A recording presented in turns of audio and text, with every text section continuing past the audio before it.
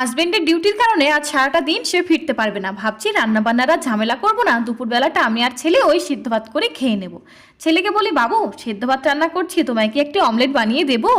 চোখ মুখ লাল করে বলে ওঠে, না মাম্মা, তুমি আমায় একদম ভালোবাসো না। বাবাই চোনাকে তুমি ভালো ভালো রান্না করে দাও, আর আমার বেলায় সেদ্ধ ভাত খাবো না, আমি যাও কাটতি। আমি তো এই কথা শুনে হতবাক হয়ে যাই। বেশ কিছুক্ষণ হয়ে দাঁড়িয়ে থাকি। বাবু রাগ করো না, বলো কি খাবে? না মাম্মা, আমি খাবোই না। বাবাই ছোনা বালি থাকলে তুমি কত কিছু রান্না করো, আর না থাকলে তুমি সেদ্ধ ভাত করো। আমার জন্য কি ভালো কিছু রান্না করতে পারলো না?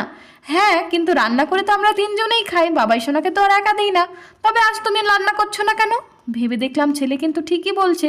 হাজবেন্ড বাড়ি থাকলে ভালো রান্না করতে হবে, নইলে নয়। এমনটা করা কিন্তু আমাদের মেয়েদের উচিত নয়। ছেলেকে খুশি করার জন্য ফ্রিজ থেকে বেশ খানিকটা চিকেন বের করে ওর পছন্দের চিকেন কষা বানিয়ে ফেললাম।